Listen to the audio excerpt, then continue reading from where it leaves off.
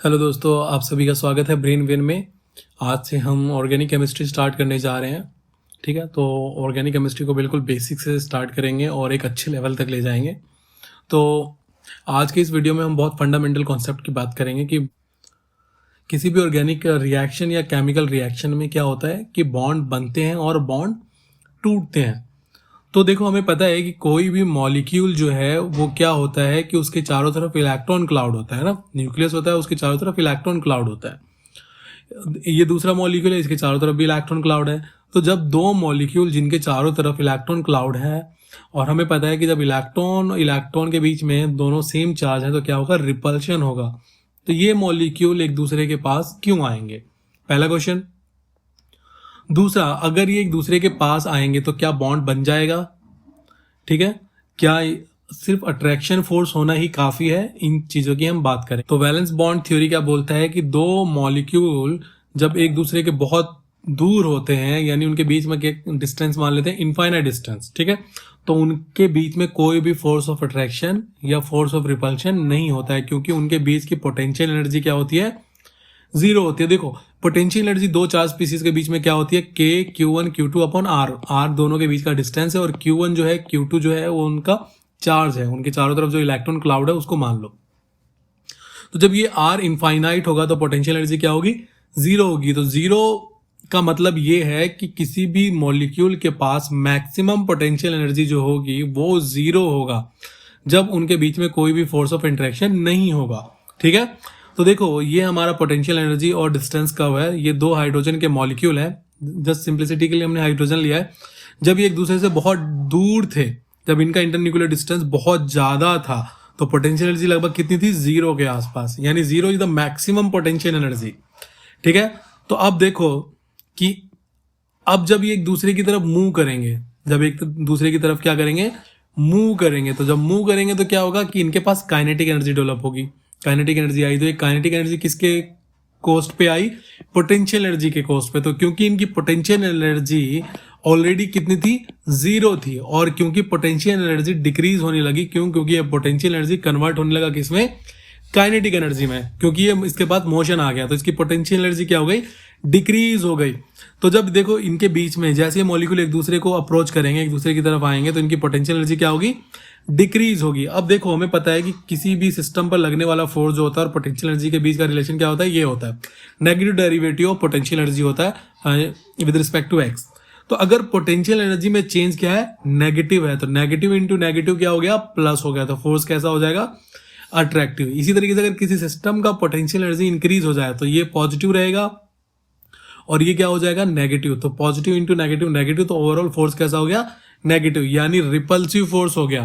ठीक है, तो किसी भी सिस्टम की पोटेंशियल एनर्जी नेगेटिव होगी तो उसके बीच में फोर्स ऑफ अट्रैक्शन होगा, यानी दो मॉलिक्यूल के बीच में। तो पहली चीज हमने देखी कि ये मॉलिक्यूल के बीच में फोर्स ऑफ अट्रैक्शन कब डेवलप होगा, जब इनकी पोटेंशियल एनर्जी डिक्रीज होगी। अब पोटेंशियल एनर्जी डिक्रीज कब होगी वो हम अभी थोड़ी देर में देखेंगे। तो अब जब देखो, जब मॉलिक्यूल एक ऐसे पर्टिकुलर डिस्टेंस पे आ गए जहां पे बॉन्ड बन गया, तो इनके बीच में ओवरलैपिंग हो गई, तो यहां पर पोटेंशियल एनर्जी क्या है, मिनिमम है, मिनिमम। और किसी भी सिस्टम की एनर्जी मिनिमम हो तो वो सिस्टम क्या होता है, स्टेबल होता है। अब क्या होगा कि हम और इन मॉलिक्यूल को क्लोज लाएं, तो जब देखो मॉलिक्यूल को और ज्यादा क्लोज लाओगे तो इनके न्यूक्लियस के बीच में भी क्या होगा, रिपल्शन स्टार्ट हो जाएगा, है ना। और इनके आउटर मोस्ट जो नॉन बॉन्डिंग में है इलेक्ट्रॉन, उनके बीच में भी रिपल्शन स्टार्ट हो जाएगा। इस रिपल्शन की वजह से क्या होगा कि ये एक दूसरे की तरफ और मूव करना बंद कर देंगे, यानी स्टॉप हो जाएंगे, यानी इनकी पोटेंशियल काइनेटिक एनर्जी जीरो हो गई।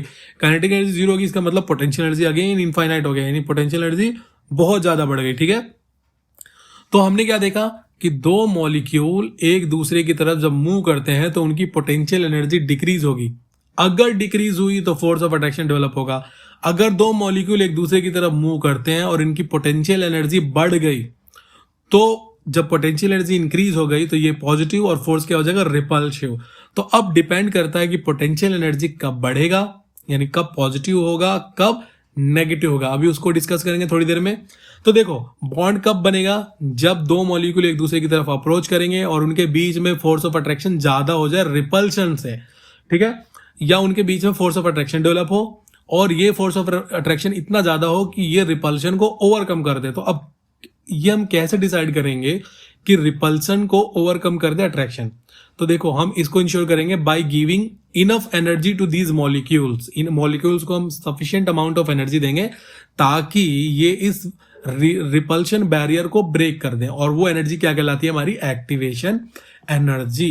क्योंकि देखो किसी भी रिएक्शन में मॉलिक्यूल के पास इतनी एनर्जी नहीं होती है कि वो रिएक्शन को स्टार्ट कर सके, तो हम उनको कुछ एनर्जी देते हैं ताकि वो एनर्जी बैरियर को, इस फोर्स ऑफ रिपल्शन को ब्रेक कर सके और आगे बढ़ सके। और अट्रैक्शन, पहला जो क्वेश्चन था हमारा कि अट्रैक्शन जो है रिपल्शन को कम कब करेगा? जब उनके पास प्रॉपर एनर्जी होगी। ठीक है। दूसरी, तो पहली चीज क्या है कि इनके बीच में अट्रैक्शन डेवलप होना चाहिए। अट्रैक्शन कब डेवलप होगा? जब उनकी पोटेंशियल एनर्जी नेगेटिव होगी। पोटेंशियल एनर्जी नेगेटिव कब होगी? अभी हम थोड़ी देर में डिस्कस करेंगे।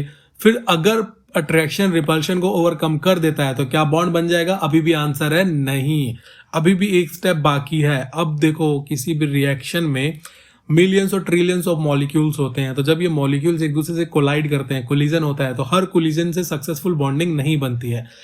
ठीक है, हर कोलिजन से सक्सेसफुल प्रोडक्ट नहीं बनता है। तो कोलिजन हमारा वही काम का है जिससे प्रोडक्ट बने, और ऐसे कोलिजन को हम बोलते हैं एप्रोप्रिएट कोलिजन या प्रॉपर कोलिजन।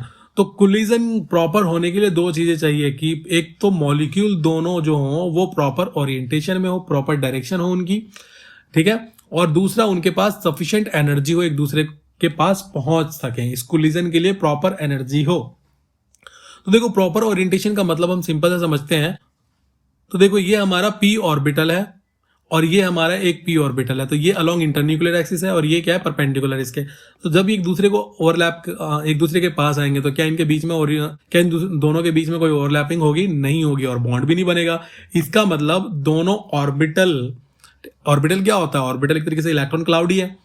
ठीक है। तो जब दो ऑर्बिटल एक दूसरे के पास आए और उनकी ओरिएंटेशन प्रॉपर नहीं थी तो उनके बीच में बॉन्ड नहीं बना। तो इसलिए प्रॉपर ओरिएंटेशन भी बहुत जरूरी है। अब हम बात करते हैं कि पोटेंशियल एनर्जी नेगेटिव कब होगी। ठीक है।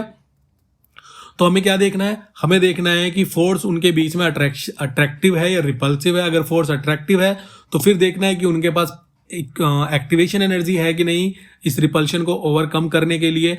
फिर हमें देखना है कि उनके बीच में ओरिएंटेशन सही है कि नहीं है, तो हमारा बॉन्ड बन जाएगा। ठीक है। तो देखो ये हमारे पास दो स्ट्रक्चर हैं। यहाँ पे कार्बन जो है एक इलेक्ट्रॉन विड्रॉइंग ग्रुप से अटैच है, यहाँ पर इलेक्ट्रॉन डोनेटिंग ग्रुप से, मिथाइल ग्रुप से अटैच्ड है, और यहाँ पे इसको हेलोजन मान लेते हैं। तो देखो क्या होगा कि ये हेलोजन ग्रुप जो है इस कार्बन के इलेक्ट्रॉन क्लाउड को अपनी तरफ खींचेगा। तो क्योंकि इसकी इलेक्ट्रोनेगेटिविटी ज्यादा है तो अपनी तरफ खींचेगा। तो क्या होगा कि यहां से इलेक्ट्रॉन शिफ्ट होकर इलेक्ट्रॉन क्लाउड इसके चारों तरफ बढ़ जाएगा। तो यहां पर इलेक्ट्रॉन की डेंसिटी बढ़ गई तो ओवरऑल इसके पास पार्शियल नेगेटिव चार्ज आ गया और इसके पास पार्शियल पॉजिटिव चार्ज आ गया। ठीक है। तो देखो जब ऐसा होगा तो यहां से हम बोलेंगे कि ये एक तरीके से पॉजिटिवली चार्ज बन गया। कैसा बन गया? Positively charge. क्लियर है। और यहां पर एक हमारा क्या है? एक नेगेटिव स्पीसीज है। नेगेटिव स्पीसीज को बेसिकली हम न्यूक्लियोफाइल बोलते हैं, उसको हम बाद में डिस्कस करेंगे। तो ये नेगेटिव स्पीसीज है, तो ये नेगेटिव चार्ज बन गया और ये पॉजिटिवली चार्ज बन गया। तो देखो नेगेटिव और पॉजिटिव के बीच में क्या होता है? अट्रैक्शन होता है, फोर्स ऑफ अट्रैक्शन होता है। तो क्या इस चार्ज को इसकी तरफ मूव कराने के लिए हमें कोई वर्क करना पड़ेगा? फोर्स लगाना पड़ेगा? नहीं लगाना पड़ेगा, क्योंकि ऑलरेडी इनके बीच में अट्रैक्शन है।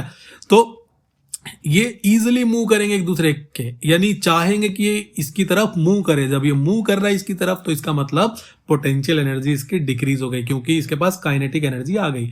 तो हमारा पहला जो क्वेश्चन था कि हमें कैसे पता लगेगा कि पोटेंशियल एनर्जी डिक्रीज हो रही है, तो कैसे पता लगा कि अगर चार्ज स्पीसीज अपोजिट चार्ज है, ये नेगेटिव बन गया और ये पॉजिटिव, तो इन दोनों को एक दूसरे की तरफ मूव कराने के लिए वर्क डन जो होगा वो नेगेटिव होगा। पोटेंशियल एनर्जी इनकी नेगेटिव होगी, और जब पोटेंशियल एनर्जी नेगेटिव होगा तो फोर्स हमारा क्या होगा?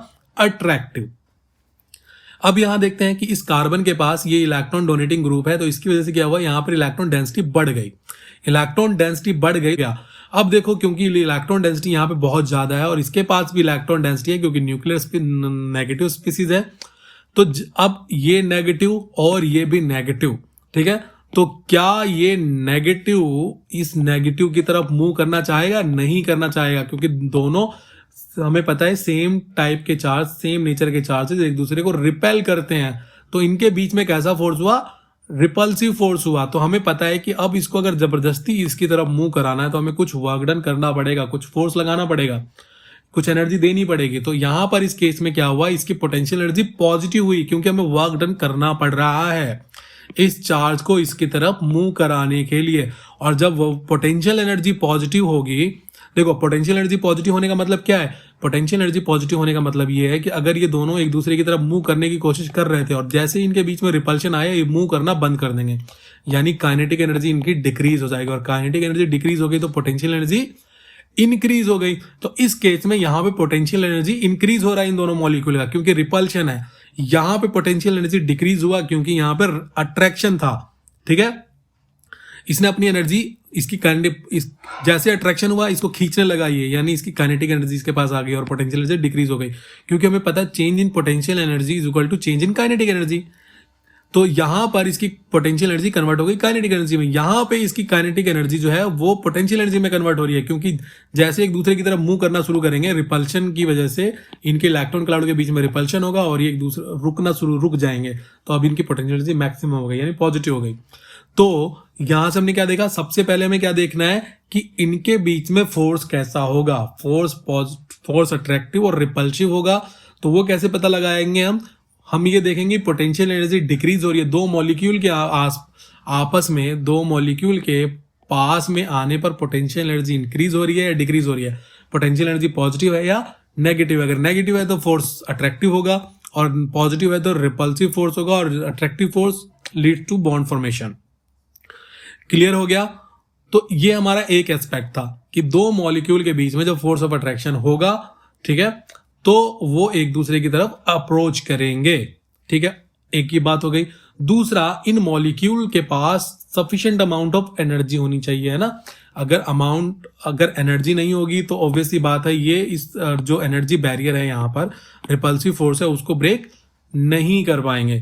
क्लियर हो गया। तो यहां पर वही चीज दिखाई गई कि जब दो मॉलिक्यूल एक दूसरे के बहुत दूर थे तो यहाँ पे पोटेंशियल एनर्जी क्या थी, जीरो। जैसे एक दूसरे को अप्रोच कर रहे हैं, एक दूसरे के पास आ रहे हैं, तो इनकी पोटेंशियल एनर्जी डिक्रीज हो रही है। क्यों? क्योंकि काइनेटिक एनर्जी इनके पास आ रही है, मूव कर रहे हैं एक दूसरे के पास। एक पर्टिकुलर डिस्टेंस पे आने पर ये एक दूसरे को ओवरलैप कर रहे हैं और बॉन्ड बन जा रहा है, ठीक है। उससे आगे जाने पर इनके न्यूक्लियस के बीच में रिपल्शन हो रहा है और अगेन क्या हो रहा है, पोटेंशियल एनर्जी इंक्रीज हो रही है। क्लियर हो गया। ओके, तो नेक्स्ट चीज है हमारी प्रॉपर कोलिजन, उसको हम नेक्स्ट वीडियो में समझने की कोशिश करेंगे। उम्मीद है कि यहां पर आपको समझ में आया होगा वैलेंस बॉन्ड थ्योरी का जो कॉन्सेप्ट है कि दो मॉलिक्यूल एक दूसरे के पास अगर मूव करते हैं, एक दूसरे की तरफ मूव करते हैं और उनकी पोटेंशियल एनर्जी डिक्रीज होती है तो उस केस में वहां पर अट्रैक्टिव फोर्स डेवलप होगा और अगर उनकी पोटेंशियल एनर्जी इंक्रीज होती है तो वहां पर रिपल्सिव फोर्स डेवलप होगा, ठीक है। यानी कहने का मतलब है कि दो मॉलिक्यूल का एक दूसरे की तरफ आना फीजिबल होगा, फेवरेबल होगा अगर उनके बीच में क्या हो, उनकी पोटेंशियल एनर्जी डिक्रीज हो। अगर ये वीडियो आपको अच्छी लगी तो लाइक कीजिए, शेयर कीजिए। Thanks for watching.